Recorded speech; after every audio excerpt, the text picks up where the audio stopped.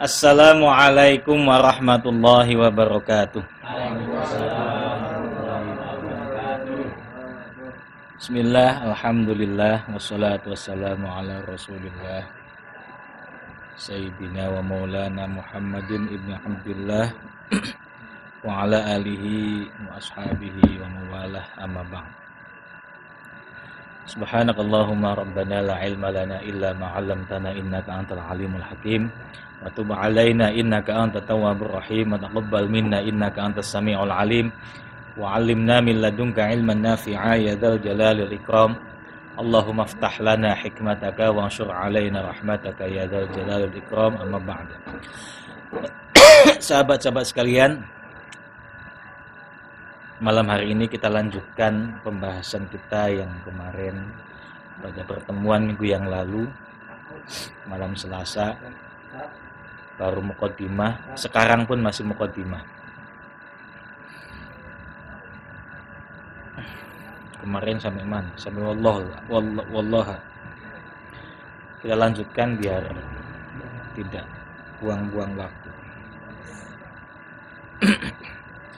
Bismillahirrahmanirrahim. Sebelum kita lanjutkan, mari kita berkirim hadiah Fatihah terlebih dahulu kepada Rasulullah SAW, para sahabat, para tabi'in, tabi'in, para aulia, syuhada solihin, orang tua kita, guru-guru kita, muassis Nahdlatul Ulama, dan khususnya untuk mu'alif kitab ini yakni Syekh Jalaluddin As-Suyuti, dan yang mensyarahinya yaitu Syekh Nawawi Al-Bantani. Semoga ilmu yang kita mutalaah pada malam hari ini senantiasa mendatangkan manfaat untuk kita baik di dunia maupun di akhirat. Ala hadiniyah wa fi kulli sulih wa hadrul Mustafa Muhammadin sallallahu alaihi wasallam wa ala alihi wa ashabihi wa azwajihi wa dzurriyyatihi ajma'in wa ila Syekh Jalaluddin As-Suyuti wa ila Syekh Nawawi Al-Bantani rahmatihi.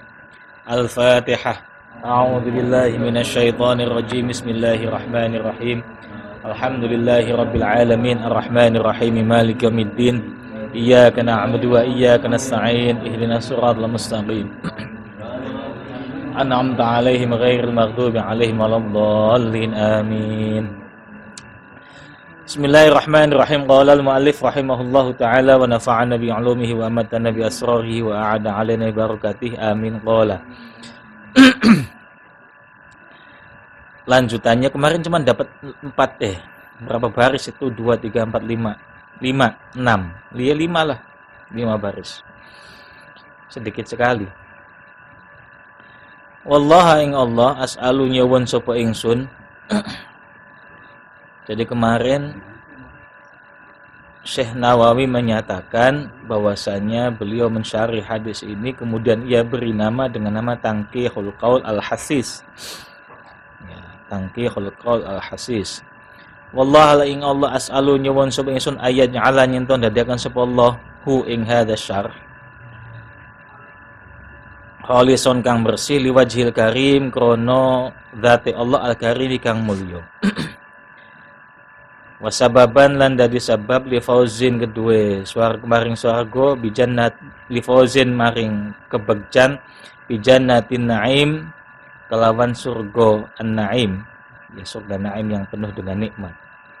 Wa ayakhtimalan yen mungkasi sapa Allah li kitabati kelawan wong kang nulis hadza syarh bi khairin kelawan kaapian. Amin amin.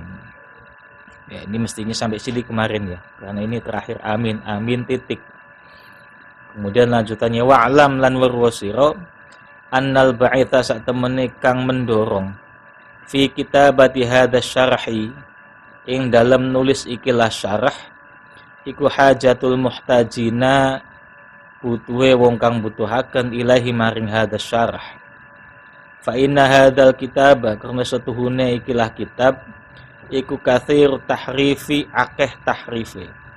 Tahrifiku apa? Tahrifiku deviasi, bahasa yang keren, penyimpangan. Wa tasrifi lan tasrif sejenis tahrif, sejenis penyimpangan tadi. Li'adami syarhi krana ora onone penjelas alaihi ngatasi hadzal kitab. Jadi Syekh Nawawi berpikir bahwasanya kitab ini tidak ada penjelasnya. Maka dari itu banyak sekali terjadi penyimpangan-penyimpangan terhadap kitab tersebut. Kitab ini, Lubabul Hadis ini. Wa ma'adzalika lan sertane mengkono-mengkono katsir tahrif wa tasrif tadawulun nas tadawulun nasi tadawul itu saling menggunakan. Manusia-manusia saling menggunakan, umat ini menggunakan min ahli Jawa, terutama dari ahli Jawa. Alai ngatasi hadal kitab. Wa ini lan sak temene ingsun iku lam ajid ora nemu sapa ingsun nuskhotan ing naskah. Nan manuskrip sahihatan kang sahih fihi ing dalam hadal kitab. Banyak sekali penggunaan atas Lubabul Hadis, tapi saya sampai sekarang kata Syekh Nawawi tidak menemukan naskah atau manuskrip yang sahih dalam kitab ini. Walam akdir lan ora kuwasa sapa ingsun ala tashihihi ing atase nyahihaken hadal kitab. Wastiqai muradihi lan nuhoni karpe hadal kitab.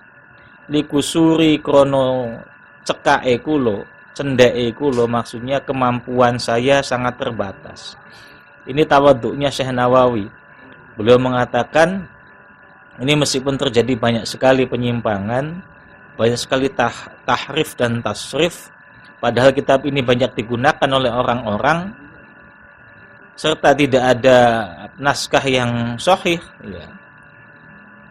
Dan sejatinya saya sebenarnya tidak sanggup untuk mensahihkan atau mensahihkan kitab ini, dan saya juga mungkin tidak begitu memahami apa yang dimaksud oleh Syekh Jalal As-Suyuti dalam penulisan kitab ini karena kemampuan saya yang terbatas. Ini kalam ini maksudnya kalam dalam rangka tawaduknya beliau, ya. Padahal ya Syekh Nawawi adalah orang yang sangat hebat juga.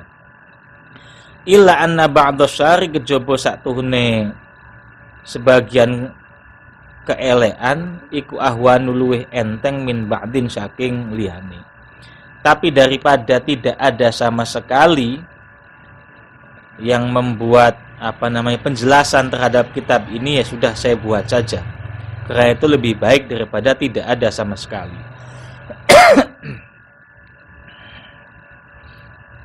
Jadi menariknya kalau dalam konteks ilmu-ilmu agama, sesuatu itu justru dihindarkan dari hal-hal yang sifatnya orisinil. Ya kayak Syekh Nawawi ini kan bikin syarah itu luar biasa banyak, nggak sedikit dia bikin syarah. Padahal secara kemampuan ya kita juga tahu. Ya Syekh Nawawi termasuk Syekh Jalaluddin As-Suyuti juga luar biasa kemampuannya. Tapi selalu menisbatkan atau menyandarkan pengetahuan yang ia miliki pasti kepada guru-gurunya. Sehingga ilmu yang kita pelajari bahkan sampai saat ini sanadnya selalu mutasil sampai ke atas. Beda dengan dalam konteks akademik formal. Akademik formal itu sebaliknya.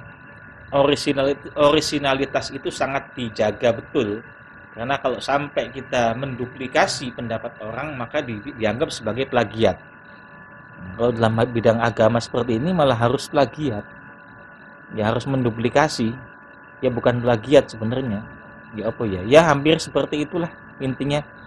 Ya kalau bisa ya jangan orisinal banget, karena itu berarti akan memutuskan sanad kita. Jadi harus menyandarkan pendapat kita, ilmu kita kepada guru-guru kita.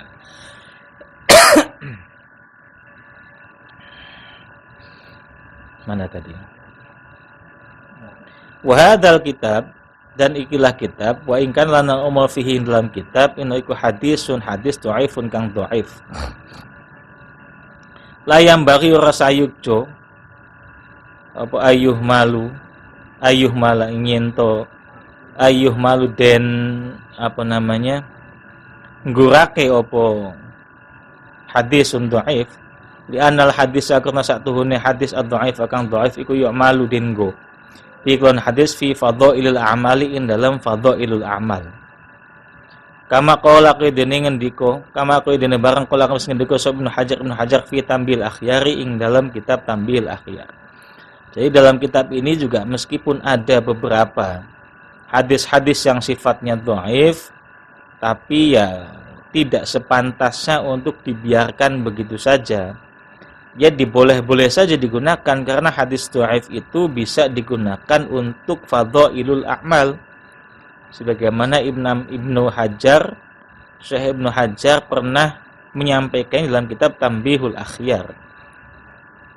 Ya, Ibnu Hajar sendiri seorang ahli hadis. Beliau juga mensyarahi kitab Sahih Bukhari dengan kitabnya namanya Fathul Bari. Nah, seorang ahli hadis saja mengatakan demikian, bahwasanya hadis dhaif itu boleh-boleh saja digunakan untuk kepentingan fadhailul a'mal. Karena banyak sebagian saudara kita yang melarang untuk penggunaan hadis dhaif secara mutlak. Ya nggak apa-apa, itu pendapat juga. Ya kita hargailah pendapat mereka. Tapi bagi kita sepanjang itu tidak bertentangan, hadis dhaif itu tidak bertentangan dengan hadis yang sahih, ya kan. Dan dhaifnya juga tidak nemen-nemen amat, ya nggak apa-apa lah dipakai. Dengan catatannya tadi, tidak bertentangan dengan hadis yang sahih, dhaifnya tidak nemen-nemen amat. Kemudian jangan sampai kita menekatkan, mengkerentekan, apa bahasa Indonesianya? Meyakini di dalam hati kita bahwasanya hadis itu benar-benar datangnya dari Rasulullah Shallallahu Alaihi Wasallam. Karena hadis dhaif itu kan masih 50-50 sebenarnya. Ada kemungkinan itu bukan datangnya dari Rasulullah, tapi memang bisa jadi juga datangnya dari Rasulullah. Jadi ya sudah, hanya sebatas digunakan untuk fadhil amal, ya nggak apa-apa. Kayak misalnya hadis yang kadang-kadang sering kita gunakan kalau ceramah pas bulan puasa, itu kan yang sering digunakan oleh mubaligh, entah kultum, entah ceramah beneran.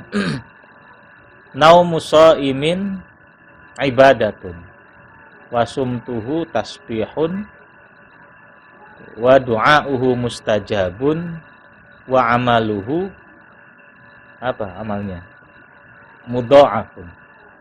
Jadi hadis ini sering dikutip oleh orang yang ceramah di bulan Ramadan. Mereka mengatakan bahwasanya tidurnya orang puasa itu ibadah, diamnya orang puasa itu tasbih, doanya orang puasa itu diijabah, amalnya orang puasa itu dilipat gandakan pahalanya. Ini memang secara sanad hadis ini ada bermasalah, ya. Meskipun yang meriwayatkan Imam Baihaqi. Tapi di sisi lain, kalau kita mau menelaah lebih lanjut, ini hadis sebenarnya nggak ada problem dari isinya.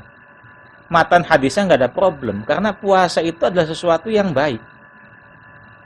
Dan Allah pun sudah menjanjikan pahala yang berlipat bagi orang yang berpuasa. Dan uniknya ibadah puasa itu kan ibadah fisik yang dilakukan sepanjang hari. Dan bagi orang yang beribadah kan pasti sudah dipastikan akan mendapatkan pahala. Ya makanya orang tidurnya, orang yang berpuasa kemudian tidur, itu kan tetap dalam keadaan puasa. Artinya meskipun tidur dia tetap puasa, dan pasti dapat pahala orang tidur. Orang puasa, diamnya orang puasa kan juga tetap dalam keadaan puasa, dan puasanya kan pasti dapat pahala, ya kan? Apalagi amalnya, ya amalnya juga banyak loh hadis-hadis itu yang pahala orang puasa berlipat ganda. Bahkan Allah sendiri sampai mengatakan setiap kebaikan itu akan dilipat gandakan pahalanya sampai 700 kali lipat, kecuali puasa, kata Allah. Illa shaum wa ana adzibih, kata Allah, dan saya sendiri akan membalasnya. Mengapa demikian? Karena memang saking besarnya pahala orang yang berpuasa. Jadi itu sama sekali nggak ada pertentangan sebenarnya, meskipun memang dari sisi rijalul hadis mungkin ada yang bermasalah. Tapi kontennya atau matanya itu tidak ada problem sama sekali, dan ini sering kita gunakan, terutama ya orang-orang kita lah sering menggunakan. Bagi saya sih nggak masalah seperti itu, karena nggak ada pertentangan sama sekali. Dan konteksnya adalah untuk memberikan semangat. Namanya fadlul amal itu memberikan semangat kepada orang-orang agar semakin rajin dalam beribadah. Ya apapun jenis ibadahnya. Ya kalau yang tadi disebutkannya puasa, agar puasanya tambah rajin, dia merasa kalau puasa tidur aja bisa dapat pahala, diem aja bisa dapat pahala, kan seperti itu. Dia rajin puasanya. Dan secara umum namanya puasa itu adalah kebaikan, jadi nggak ada masalah. Kecuali puasa yang dilakukan di saat-saat yang tidak boleh, ya, di hari-hari yang diharamkan untuk melakukan puasa, ya baru tidak. Tapi secara umum puasa adalah suatu ibadah yang penuh dengan kebaikan. Ya, Ibnu Hajar sendiri mendhaifkan hadis itu, mengatakan bahwasanya sanad hadis itu sangat lemah. Dhaif itu kan artinya lemah. Ya kalau darajat malam-malam dhaif ya berarti lemah kalau malam gitu kan. Masih jomblo. Tapi dhaifnya dalam hal lain dengan seperti itu.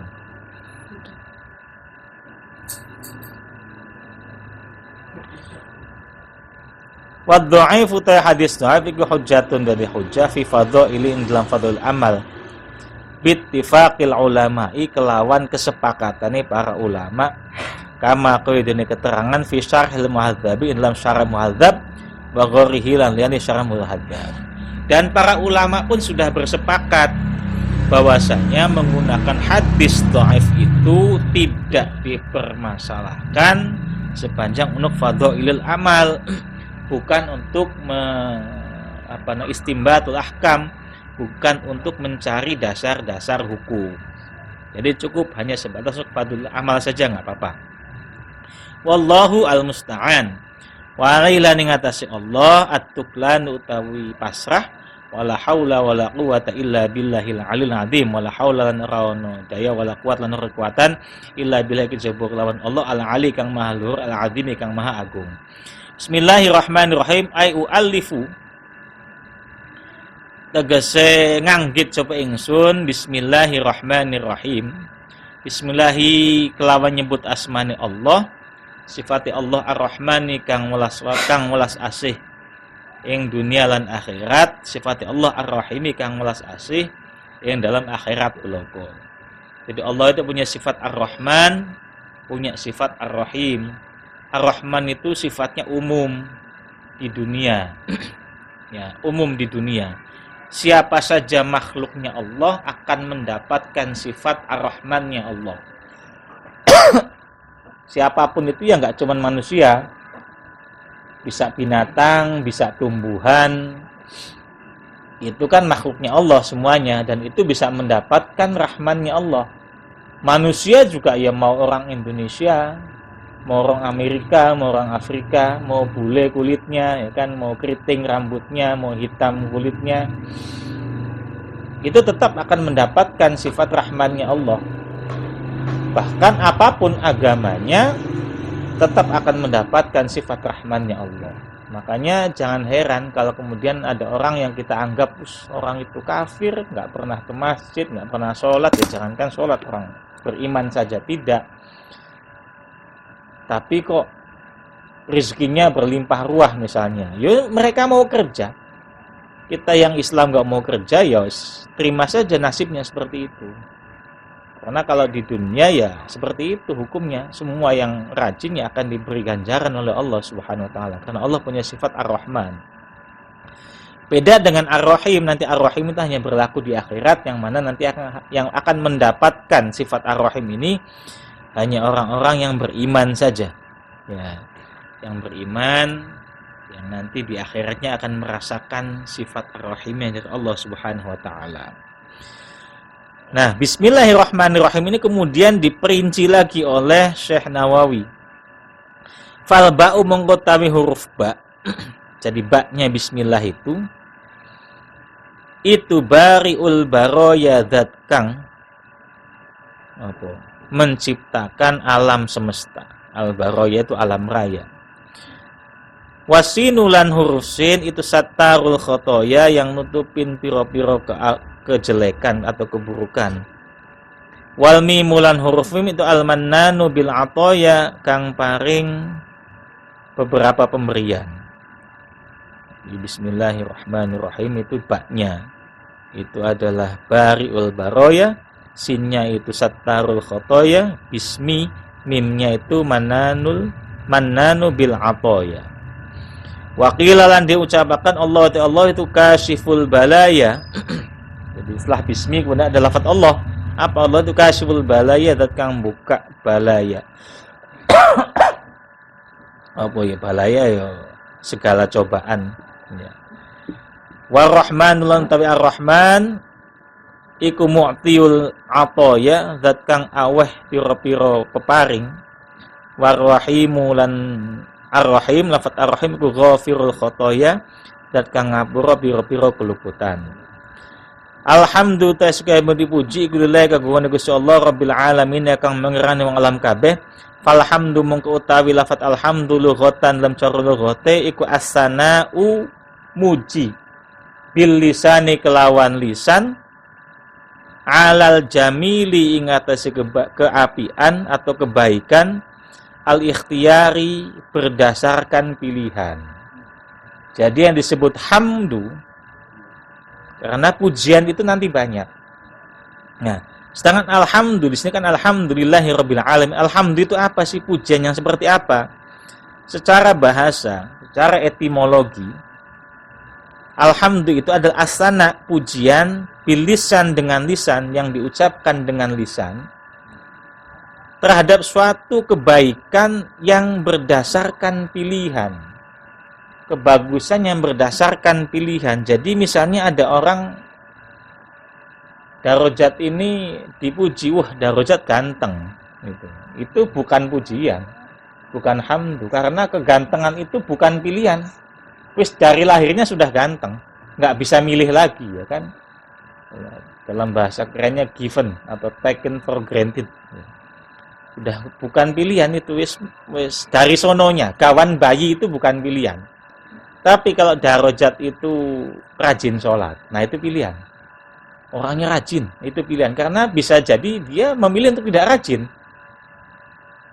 Nah, karena dia memilih untuk rajin, kemudian kita puji, nah itu namanya alhamdulillah. Nah, hamdan, pujian yang berdasarkan pilihan ala jihati ta'dhimi ingatasi arah ngegungake sawaun kana fi muqabalati ni'matin amla.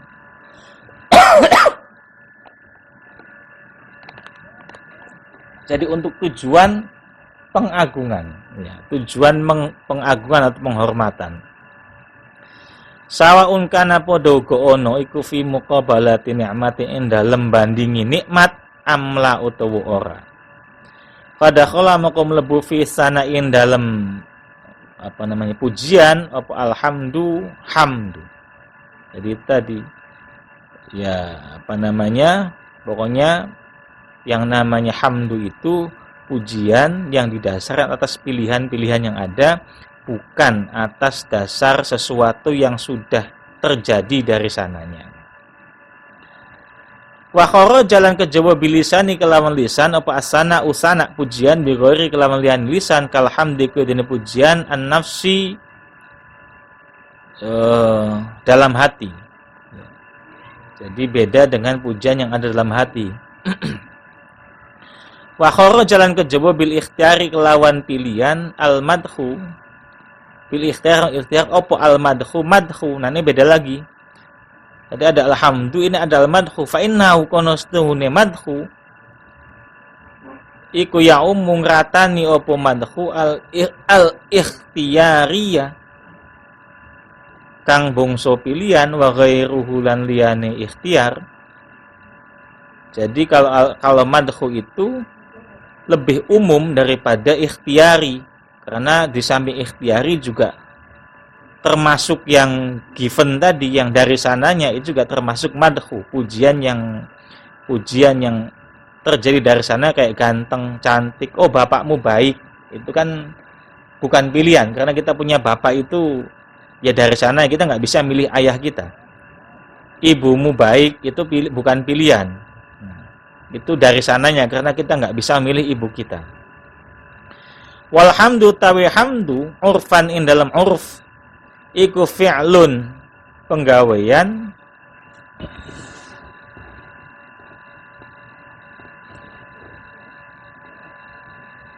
yan biukang memberi pengertian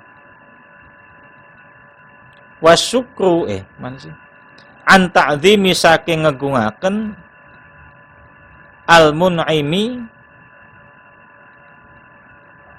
kang aweh nikmat min haitsu innahu saking sekarine setuhune mun'im iku mun'imun aweh nikmat alal hamidi ing atase wong kang muji au ghairihi ingat atau liyane hamid sawaun kana padha uga ana apa fi'al bilisani kelawan lisan ambil jinani utawa kelawan ati ambil arkani utawa kelawan pira-pira penggawean wa syukru lan syukur lan utawi syukur lughatan lam lughate huwa ya syukur alhamdu hamdu pujian wa urfan lan cara urfe iku sorful abdi tasarrufi abd atau apa tasarruf itu perbuatan, bisa dikatakan perbuatan. Jami'a ma ing sakabehane barang an ama kang paring nikmat sapa Allah Gusti Allah bihi kelawan ma alih ngatasé abd minasam'i saking pendengaran wa ghairi lan liyane sama. Jadi yang disebut syukur itu adalah secara umumnya adalah penggunaan semua pemberian yang diberikan oleh Allah kepada kita ilama kepada sesuatu khuliqa kang diciptakan apa mali ajlihi maring araima. Jadi pemberian yang memang diberikan oleh Allah kepada kita dan kita menggunakannya sesuai dengan kapasitasnya. Kita diberikan Allah misalnya kesehatan, ya kita gunakan kesehatan itu untuk hal-hal yang memang sepantasnya kita gunakan.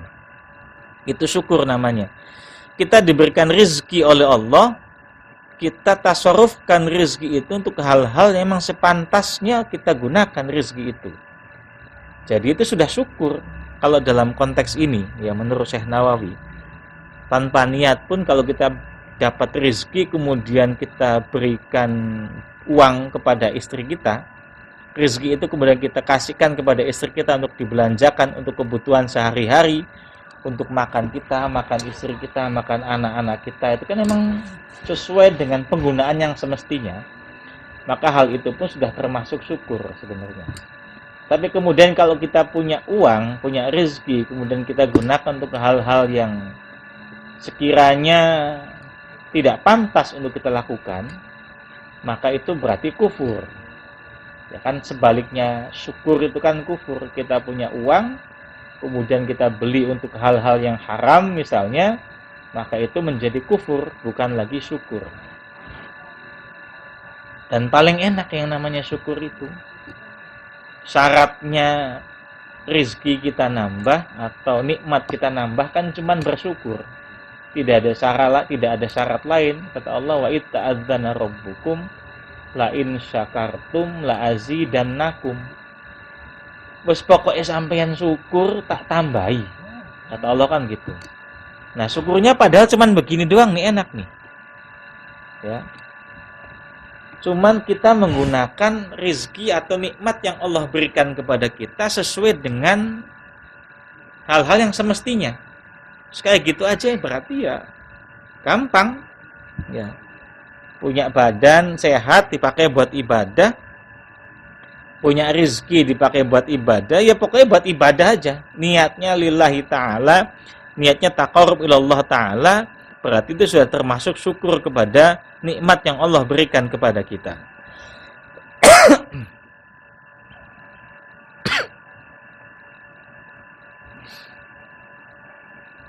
Mana tadi? Wal madkhulan utawi madkhul lughatan ing dalam lughate itu as-sana'u muji bilisani kalam lisan alal jamili ing atase keapian mutlakon hale mutlak. Kalau madhu itu seperti yang dikatakan di atas itu, kalau di atas kan bahasanya ya ummul ikhtiyari wa ghairi. Nah, di sini as-sana'u bilisan 'alal jamili mutlaqon, ya mutlak, semua kebaikan itu ya namanya madhu.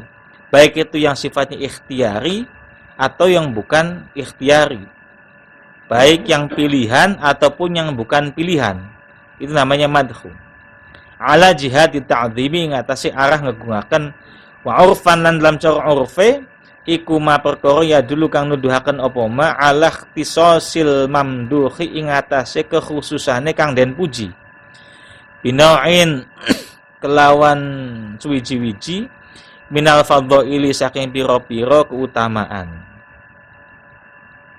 Jadi kalau secara uruf, kebiasaan atau adat, maka yang disebut madhu itu adalah sesuatu pujian yang menunjukkan kepada kekhususan yang dipuji, ya, dari keutamaan-keutamaan yang ia miliki. Afaida dzalika kelawan mengkono-mengkono kadhur sapa Syekhul Islami, Syekhul Islam Zakaria Al-Ansari, Zakaria Al-Ansari fi risalatin in dalam risalahe Syekh Zakaria Al-Ansari. Wal aqibat utawi pungkasane ail mahmudati tegese kandhen puji lil muttaqina kelawan wong lil muttaqinan maring wong kang takwa kabeh, ail muti'ina tegese wong kang taat kabeh, wal munazzahina lan wong kang bersih kabeh liqulubihim maring ati pira-pira atine mukmin tadi. Sapa tadi? Muttaqin tadi.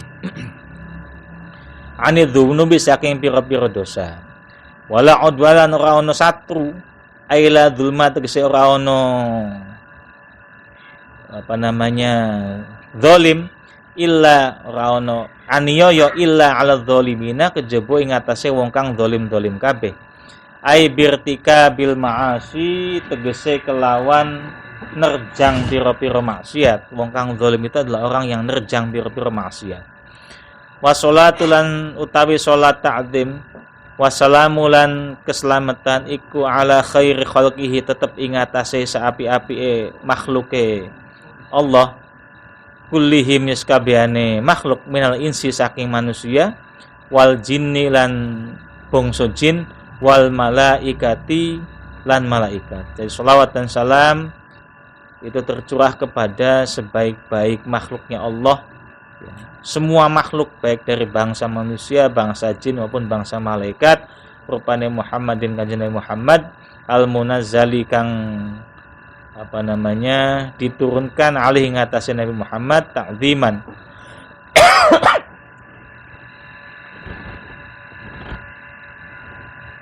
kelawan ngagungake lahu maring Muhammad apa qauluhu dawi Allah Subhanahu wa taala ya ayyuhan nabiyyu wahai nabi inna arsalnaka sak temene ngutus sapa kita ka ing panjenengan syahidan hale aweh persaksian wa mubasyiron lan aweh berita gembira wa nadhir lan peringatan wa da'iyan lan aja ilallahi maring Allah biini kelawan idine Allah wa sirajan lan dadi lampu muniron kang nerangi wa basyir lan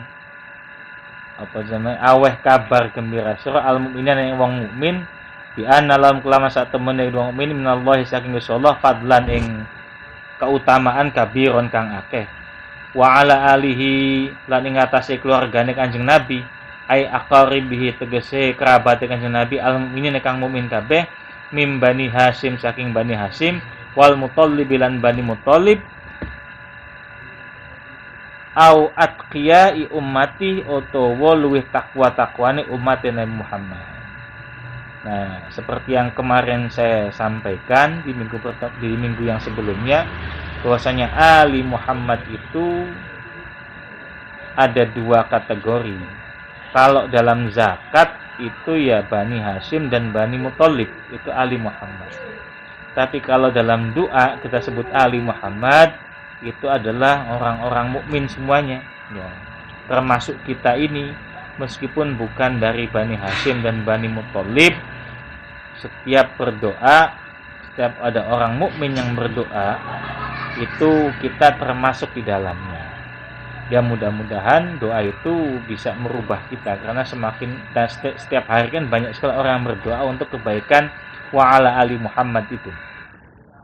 Wa sahbihi lan sahabat kanjeng Nabi, wa sahabiyu lan utawi sahabat huwa sahabat iku man wong ijtama'a kang kumpul sapa man mukminan hale beriman binabina kelawan nabi kita rupane Muhammadin sallallahu alaihi wasallam ba'da nubuwatihi sakwise kenabiane Nabi Muhammad.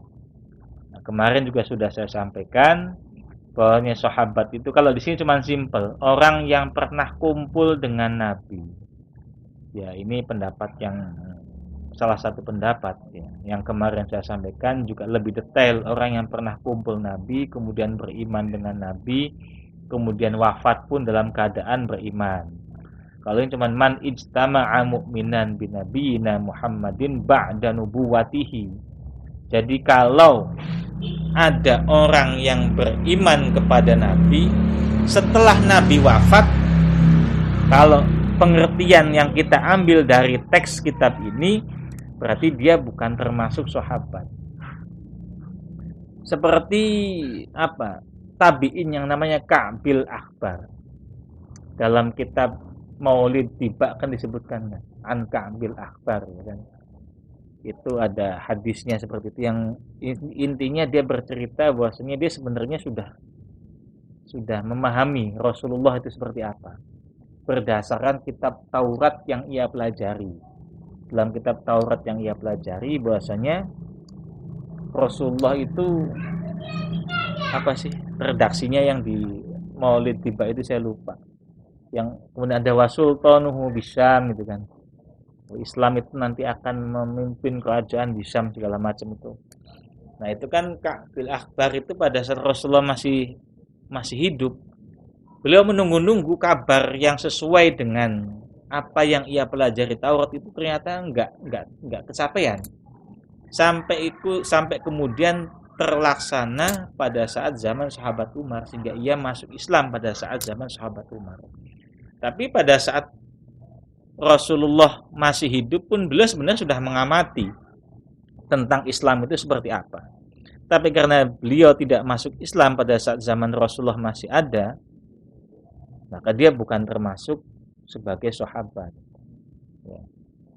Jadi sahabat ya harus menangi Rasulullah kemudian beriman kepadanya. Kalau nggak menangi Rasulullah ya bukan sahabat.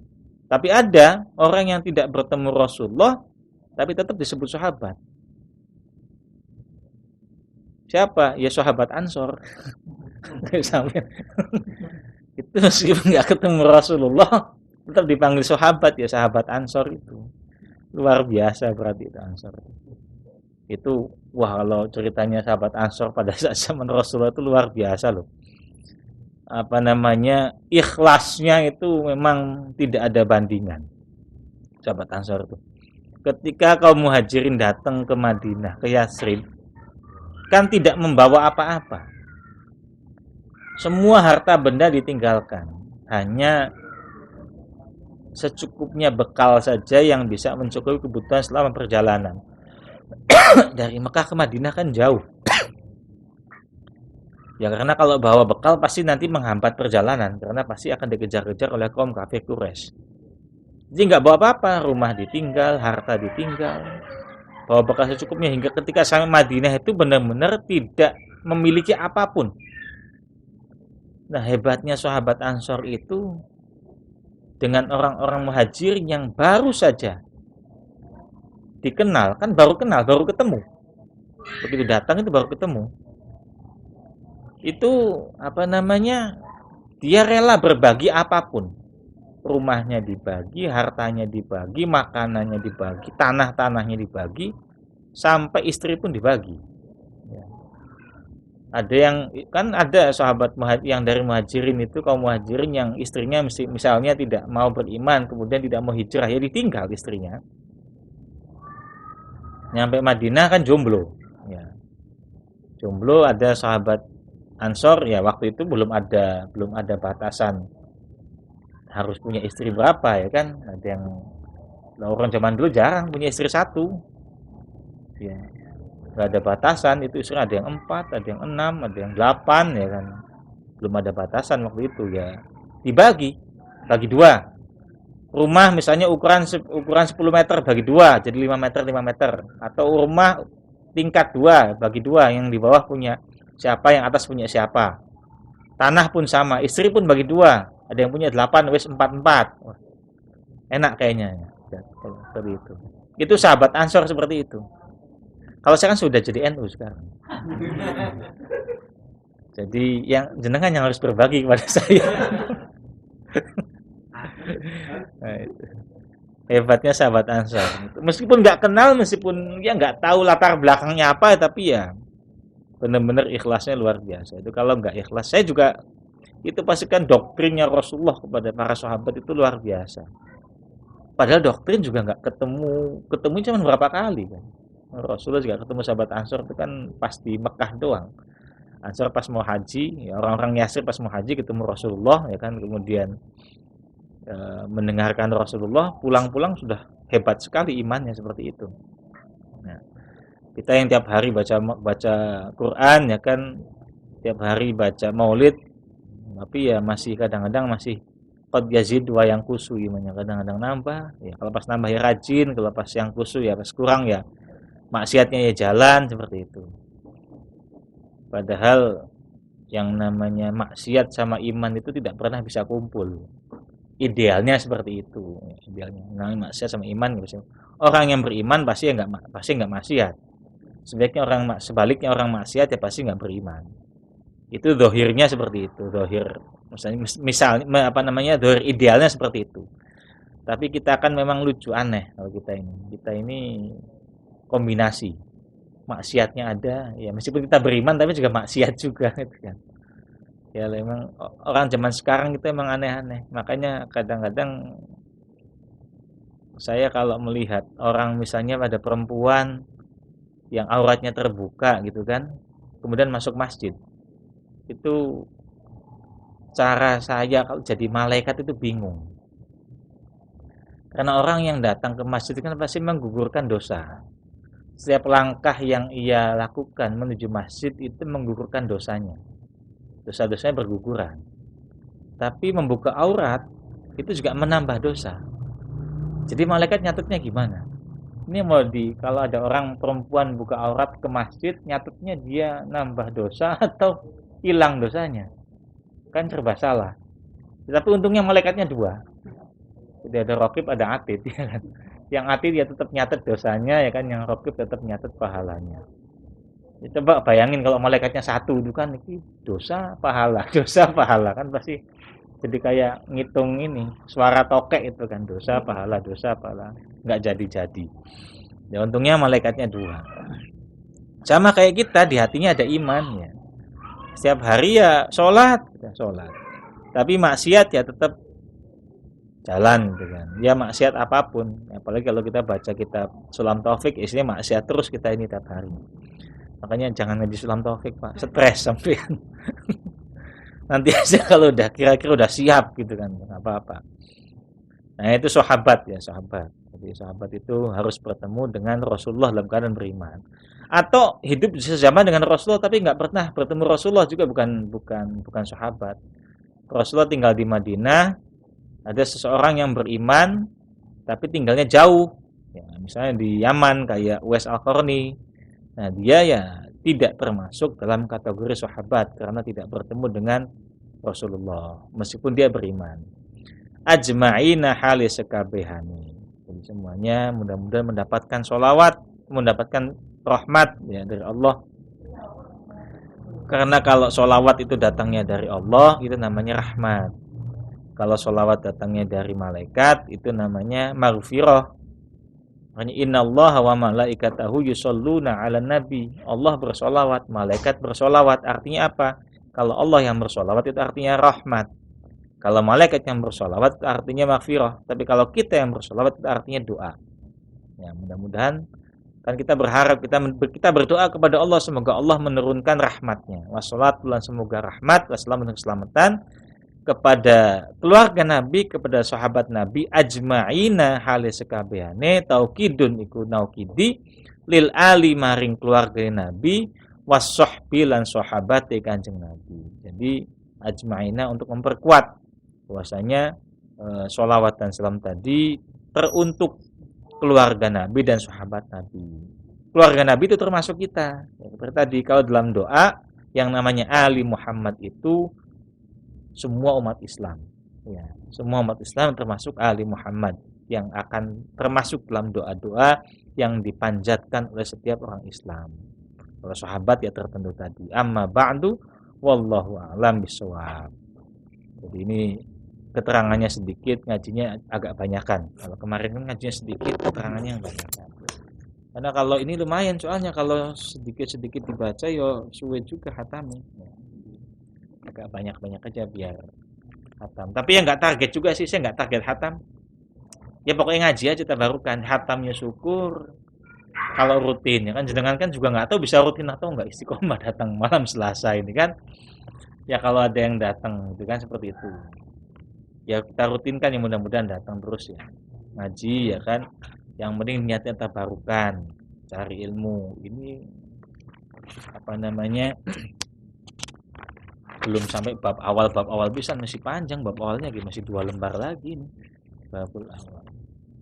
Alhamdulillah. Ya. Ini masih mukaddimah ini sampai beberapa lembar. Lumayan panjang ini.